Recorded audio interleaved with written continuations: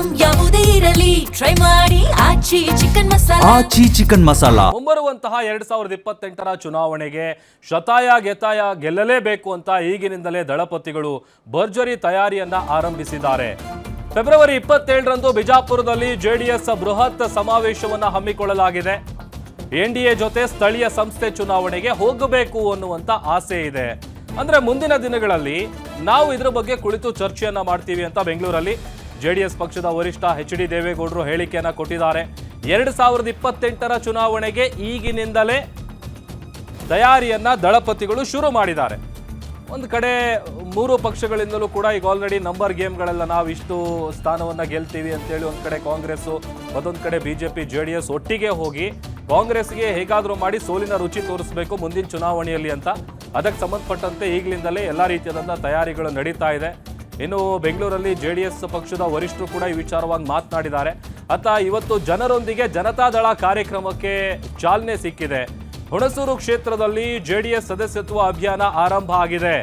ನಿಖಿಲ್ ಕುಮಾರಸ್ವಾಮಿ ಅವರ ನೇತೃತ್ವದಲ್ಲಿ ಸದಸ್ಯತ್ವ ಅಭಿಯಾನಕ್ಕೆ ಚಾಲನೆ ಸಿಕ್ಕಿದೆ. ಕಾರ್ಯಕರ್ತರ ಸಭೆ, ಅದರ ಜೊತೆಗೆ ಸದಸ್ಯತ್ವ ನೋಂದಣಿ ಅಭಿಯಾನ ಏನಿದೆ ಅದು ಆರಂಭ ಆಗಿರೋದು. ಅವರು ಬಂದಂಥ ಸಂದರ್ಭದಲ್ಲಿ ಅದ್ದೂರಿ ಬೈಕ್ ರ್ಯಾಲಿಯ ಮೂಲಕ ಅವರಿಗೆ ಸ್ವಾಗತವನ್ನು ಕೂಡ ಕೋರಿದ್ದಾರೆ. ಹೊಸ ಮುಖಗಳಿಗೆ ಜೆಡಿಎಸ್ ಜಿಲ್ಲಾ ಘಟಕದ ಸಾರಥ್ಯವನ್ನು ಕೊಡಬೇಕು ಅಂತೇಳಿ ಸದ್ಯ ಜೆಡಿಎಸ್ ಪಕ್ಷ ಚಿಂತನೆಯನ್ನು ನಡೆಸ್ತಾ ಇದೆ. ಬಟ್ ಇದನ್ನು ಹೊರತುಪಡಿಸಿದ್ರೆ ತಳಮಟ್ಟದಲ್ಲಿ ಒಂದು ಸ್ವಲ್ಪ ಈ ಮೈತ್ರಿಗೆ ಭಿನ್ನರಾಗ ಇದೆ. ಒಂದಷ್ಟು ಜನ ಮೈತ್ರಿ ಬೇಡ ಅನ್ನುವಂಥ ಲೆಕ್ಕಾಚಾರದಲ್ಲಿ ಕೂಡ ಆ ಆಯಾಮದಲ್ಲೂ ಕೂಡ ಒಂದಷ್ಟು ಚರ್ಚೆಗಳಾಗ್ತಾ ಇದೆ.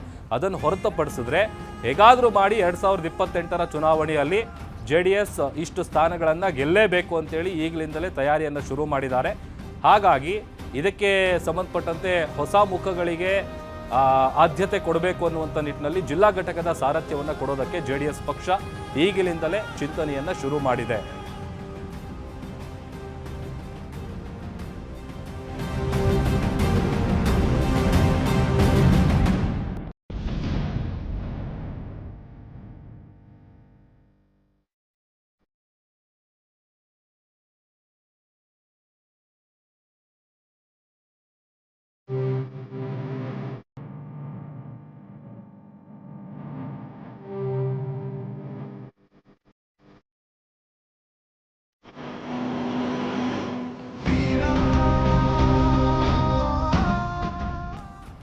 ಒಂದು ಕಡೆ ದೊಡ್ಡಗೌಡರು ಇಳಿ ವಯಸ್ಸಲ್ಲೂ ಕೂಡ ಪಕ್ಷದ ವಿಚಾರಕ್ಕೆ ಸಂಬಂಧಪಟ್ಟಂತೆ ಆಗಿರ್ಬೋದು ಈಗಲೂ ಬಹಳ ಆಕ್ಟಿವ್ ಆಗಿ ಭಾಗವಹಿಸ್ತಾರೆ. ಅದನ್ನು ನಾವು ಮೆಚ್ಚಲೇಬೇಕು. ಯಾಕಂತಂದರೆ ಹಿಂದೆ ನಂಬರ್ಗಳು ಏನು ಕಡಿಮೆ ಆಗ್ತಾ ಬಂದಿತ್ತಲ್ಲ, ಅದು ಈ ಬಾರಿ ಹೇಗಾದರೂ ಮಾಡಿ 2028ರಲ್ಲಿ ನಂಬರ್ಗಳೇನಿದೆ ಅದನ್ನು ಜಾಸ್ತಿ ಮಾಡ್ಕೊಳ್ಬೇಕು ಅಂತ ಅದೇ ವಿಚಾರವಾಗಿ ಈ ನಂಬರ್ ಗೇಮ್ ಕೂಡ ಈಗಲಿಂದಲೇ ಶುರುವಾಗಿದೆ. ಕಾಂಗ್ರೆಸ್ ಕೂಡ ಒಂದಷ್ಟು ಲೆಕ್ಕಾಚಾರಗಳನ್ನು ಇಟ್ಕೊಂಡಿದೆ. ಜೆಡಿಎಸ್ ಬಿಜೆಪಿ ಕೂಡ ಒಟ್ಟಿಗೆ ಹೋಗಿ ಕಾಂಗ್ರೆಸ್ಗೆ ಸೋಲಿನ ರುಚಿ ತೋರಿಸಬೇಕು ಅಂತ ಈಗಲಿಂದಲೇ ಒಂದು ಬಿರುಸಿನ ತಯಾರಿಯನ್ನು ಆರಂಭ ಮಾಡಿದೆ.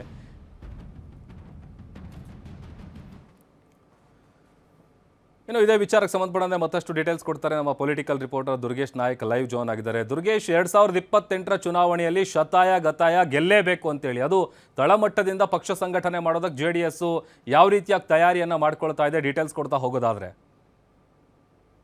ಖಂಡಿತ ಪ್ರಭು, 2028ರ ಚುನಾವಣೆಯ ಸದ್ದು ಇದೀಗ ಜೋರಾಗಿ ಕೇಳಿ ಬರ್ತಾ ಇದೆ. ಜೊತೆಗೆ ಚುನಾವಣಾ ತಯಾರಿಯನ್ನು ಕೂಡ ಮೂರು ಪಕ್ಷಗಳು ನಡೆಸ್ತಾ ಇದ್ದಾವೆ.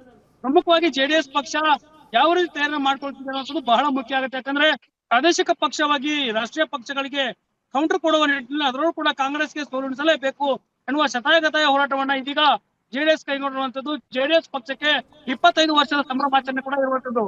ಹೀಗಾಗಿ ಜನರೊಂದಿಗೆ ಜನತಾದಳ ಅನ್ನುವಂತಹ ಒಂದು ಪಕ್ಷ ಸಂಘಟನೆ ಕಾರ್ಯಕ್ರಮ ಒಂದ್ ಕಡೆ ಆದ್ರೆ 25ನೇ ರಜತ ಮಹೋತ್ಸವ ಕಾರ್ಯಕ್ರಮವನ್ನು ಕೂಡ ರಾಜ್ಯಾದ್ಯಂತ ಮಾಡಲಾಗ್ತಾ ಇದೆ. ಮೊನ್ನೆ ಅಷ್ಟೇ ಹಾಸನದಲ್ಲಿ ಮಾಡಲಾಗಿತ್ತು. ಇದೀಗ 27ಕ್ಕೆ ವಿಜಯಪುರದಲ್ಲಿ ಕಿತ್ತೂರು ಕರ್ನಾಟಕ ಭಾಗದ ರಜತ ಮಹೋತ್ಸವ ಕಾರ್ಯಕ್ರಮ ಮಾಡ್ತಾ ಇದ್ದಾರೆ. ಈ ಒಂದು ಕಾರ್ಯಕ್ರಮದ ಮೂಲಕ ಮುಂಬರುವಂತ ಚುನಾವಣೆಗೆ ರೆಡಿ ಆಗೋದಕ್ಕೆ ನಾವು ರೆಡಿ ಆಗಿದ್ದೇವೆ ಅನ್ನುವಂತ ಶಕ್ತಿ ಪ್ರದರ್ಶನಕ್ಕೆ ಇದೀಗ ದಳಪತಿಗಳು ಮುಂದಾಗ್ತಿರುವಂತದ್ದು. ಪ್ರಮುಖವಾಗಿ 1.5 ಲಕ್ಷ ಜನರನ್ನ ಸೇರಿಸಿ ಒಂದು ಶಕ್ತಿ ಪ್ರದರ್ಶನವನ್ನ ಮಾಡೋ ಮೂಲಕ ಎಚ್.ಡಿ. ದೇವೇಗೌಡ ಮತ್ತು ಎಚ್.ಡಿ. ಕುಮಾರಸ್ವಾಮಿ, ನಿಖಿಲ್ ಕುಮಾರಸ್ವಾಮಿ ಅವರು ಮುಂಬರುವಂತ ಚುನಾವಣೆಗೆ ನಾವು ತಯಾರಾಗಿದ್ದೇವೆ, ಕಾಂಗ್ರೆಸ್ಗೆ ಸೋಲಿಸಬೇಕನ್ನುವ ನಿಟ್ಟಿನಲ್ಲಿ ತಯಾರಿಗಳನ್ನು ಮಾಡ್ಕೊಂಡಿದ್ದೇವೆ. ಮುಂಬರುವಂತ ಕ್ಷೇತ್ರದಲ್ಲಿ ಕಾರ್ಯಕರ್ತರು ಮತ್ತು ಅಭ್ಯರ್ಥಿಗಳು ಅಂದ್ರೆ ಏನು ಈ ಹಿಂದೆ ಸ್ಪರ್ಧೆ ಮಾಡಿದಂತ ಪರಾಜಿತ ಅಭ್ಯರ್ಥಿಗಳಾಗಿರ್ಬಹುದು, ಹೊಸದಾಗಿ ಟಿಕೆಟ್ ಆಕಾಂಕ್ಷಿಗಳಾಗಿರ್ಬಹುದು, ಪಕ್ಷದಲ್ಲಿ ನಿಷ್ಠೆಯಿಂದ ಕೆಲಸ ಮಾಡ್ತಿರುವಂತ ಕಾರ್ಯಕರ್ತರಿಗೆ ಹುಮ್ಮಸ್ಸು ತುಂಬುವುದಕ್ಕೆ ಜೆಡಿಎಸ್ ಮುಂದಾಗ್ತಾ ಇದೆ. 27ರಂದು ವಿಜಯಪುರದಲ್ಲಿ ದೊಡ್ಡ ಮಟ್ಟದ ಸಮಾವೇಶ ಮಾಡೋ ಮೂಲಕ ಉತ್ತರ ಕರ್ನಾಟಕ ಭಾಗ, ಅಂದ್ರೆ ಕಿತ್ತೂರು ಕರ್ನಾಟಕ ಅಂತ ಕರೆಯಲ್ತಿರುವಂತಹ 7 ಜಿಲ್ಲೆಯ 1.5 ಲಕ್ಷ ಜನರನ್ನ ಸೇರಿಸಿ ಆ ಭಾಗದಲ್ಲಿ ಒಂದು ಜೆಡಿಎಸ್ ನ ತಳಮಟ್ಟದಿಂದ ಪಕ್ಷ ಸಂಘಟನೆ ಮಾಡೋದ್ರ ಮೂಲಕ ಕಾಂಗ್ರೆಸ್ಗೆ ಟಕ್ಕರ್ ಕೊಡೋದಕ್ಕೆ ಇದೀಗ ಮುಂದಾಗ್ತಿರುವಂತದ್ದು. ಜೊತೆಗೆ ಬಿಜೆಪಿಯ ಜೊತೆಗೆ ಮೈತ್ರಿಯನ್ನ ಮಾಡಿಕೊಂಡಿರೋದ್ರಿಂದ ಈ ಬಾರಿ ಜೆಡಿಎಸ್ ಗೆ ಗೆಲುವುಗಳು ಈಸಿ ಆಗತ್ತೆ. ತಮ್ಮ ಕ್ಷೇತ್ರದಲ್ಲಿ ಪಕ್ಷ ನಿಷ್ಠೆಯಾಗಿ ಕೆಲಸವನ್ನ ಮಾಡಿ ನೀವು ಯಾವ ರೀತಿ ಕೆಲಸ ಮಾಡ್ತೀರಿ ಅದರ ಮೇಲೆ ರಿಸಲ್ಟ್ ಇರುತ್ತೆ. ಕ್ಷೇತ್ರಗಳಲ್ಲಿ ಕೆಲಸ ಮಾಡಿ ಟಿಕೆಟ್ ತರೋದು ನನಗೆ ಬಿಟ್ಟಿದ್ದು ಜವಾಬ್ದಾರಿ ಅನ್ನೋದು ಮಾತನ್ನ ಕೂಡ ಎಚ್ ಡಿ ಕುಮಾರಸ್ವಾಮಿ ಅವರು ಹೇಳುವಂತದ್ದು. ಹೀಗಾಗಿ ಜೆಡಿಎಸ್ ಪಕ್ಷ ಸಂಘಟನೆಯ ಜೊತೆಗೆ ತಮ್ಮ ಒಂದು 25ನೇ ವರ್ಷದ ರಜತ ಮಹೋತ್ಸವ ಮಾಡುವ ಮೂಲಕ 2028ರ ಚುನಾವಣೆಗೆ ಸದ್ಯ ದಳಪತಿಗಳು ರೆಡಿ ಆಗ್ತಿರುವಂತದ್ದು. ದೊಡ್ಡ ಮಟ್ಟದಲ್ಲಿ ಈ ಒಂದು ಸಮಾವೇಶವನ್ನು ಮಾಡುವ ಮೂಲಕ ರಾಜ್ಯದಲ್ಲಿ ಪ್ರಾದೇಶಿಕ ಪಕ್ಷವಾಗಿದ್ರು ಕೂಡ ಜೆಡಿಎಸ್ ಎಷ್ಟು ಸ್ಟ್ರಾಂಗ್ ಆಗಿದೆ ಅನ್ನುವಂತ ಸಂದೇಶವನ್ನ ಕೊಡೋದಕ್ಕೆ ದಳಪತಿಗಳು ಹೋಗ್ತಾ ಇರುವಂತದ್ದು. ಪ್ರಭು, ಓಕೆ, ಥ್ಯಾಂಕ್ ಯು ದುರ್ಗೇಶ್. ನಿಮ್ಮೂರಿನಿಂದ ವಿಶ್ವ ಮಟ್ಟದವರೆಗೆ ರಾಜಕೀಯ, ಸಿನಿಮಾ, ಸ್ಪೋರ್ಟ್ಸ್ ಯಾವ ಸುದ್ದಿಯೂ ಮಿಸ್ ಆಗಲ್ಲ.